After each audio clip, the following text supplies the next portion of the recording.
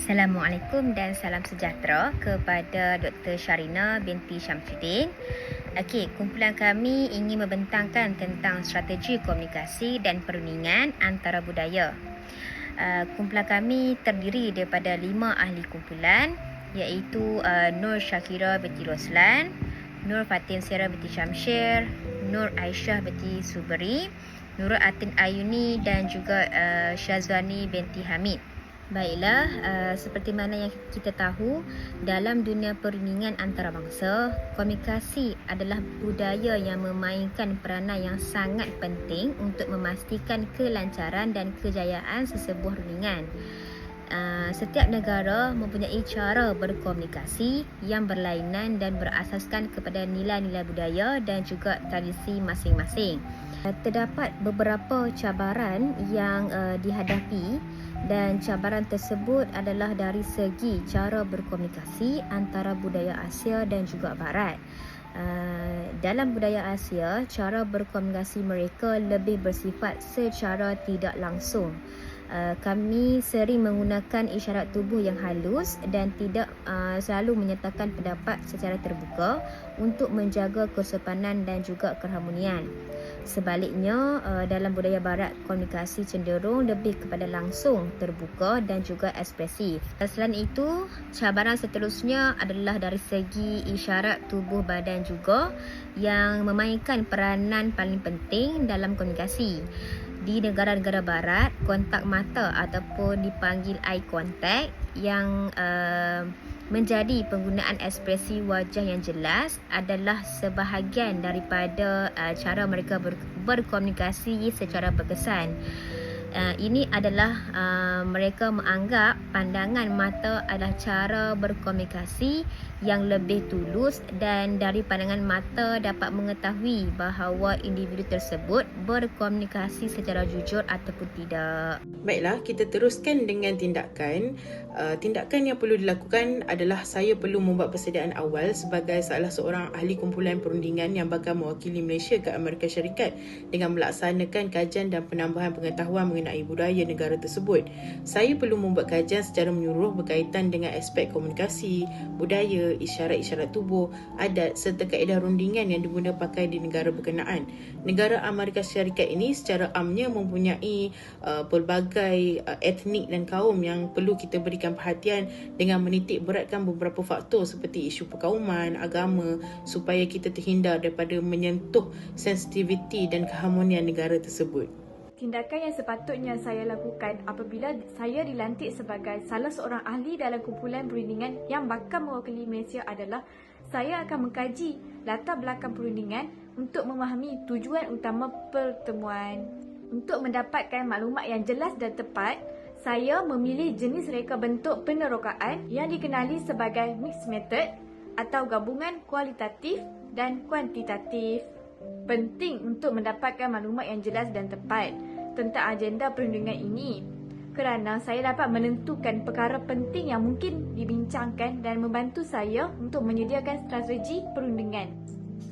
Seterusnya, dengan mempunyai kemahiran komunikasi yang baik adalah penting semasa persediaan awal untuk membuat perundingan. Ini adalah kerana dapat memudahkan pihak satu lagi memahami pertuturan dan perkara yang ingin disampaikan. Seperti yang kita sedia maklum, perundingan ini akan dijalankan dalam bahasa Inggeris. Maka saya perlu memperbaiki kemahiran bahasa ini, terutamanya dalam bidang pertuturan formal dan komunikasi dalam perniagaan. Berikut adalah strategi komunikasi. Yang pertama iaitu menyesuaikan gaya komunikasi verbal dan non-verbal. Salah satu cabaran utama dalam komunikasi antara budaya ialah perbezaan dalam gaya pertuturan dan isyarat tubuh.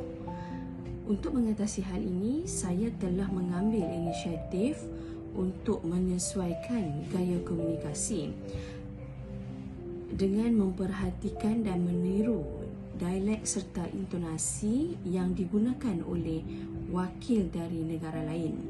Selain itu, saya juga memberi perhatian kepada bahasa tubuh mereka seperti ekspresi muka, gerakan tangan dan kontak mata untuk memahami mesej yang ingin disampaikan dengan lebih baik.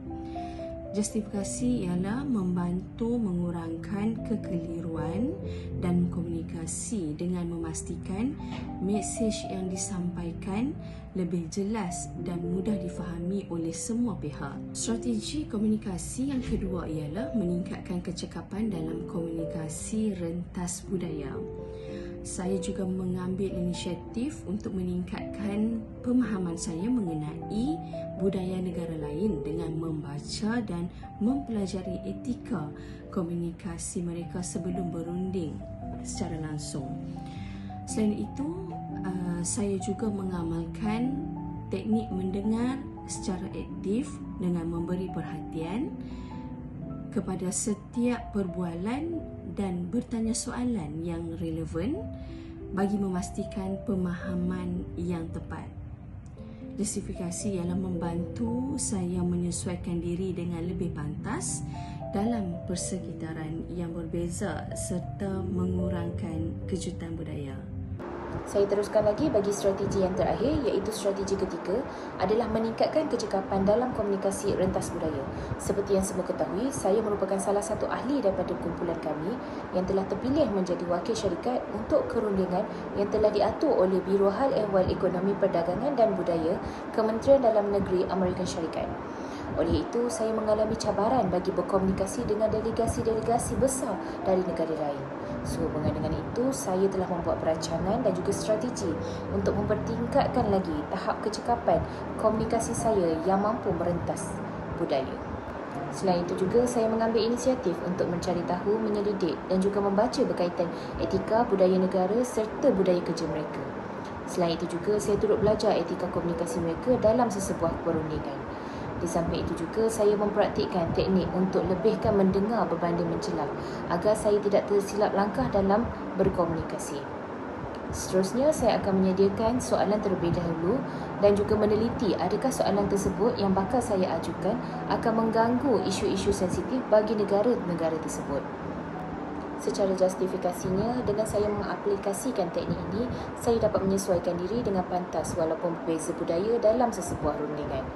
Dan saya juga dapat mengelakkan dari melakukan kesilapan-kesilapan dalam sesebuah rundingan tanpa menyentuh perkara bahasa, budaya, adat mahupun etika. Baiklah, melalui cabaran, tindakan dan juga strategi yang dihadapi, saya mendapati diri semakin selesa dan berkeyakinan dalam perundingan tersebut dan berjaya untuk membina hubungan yang lebih baik dan dengan delegasi daripada negara-negara barat dan memberi impak yang positif kepada hasil perundingan.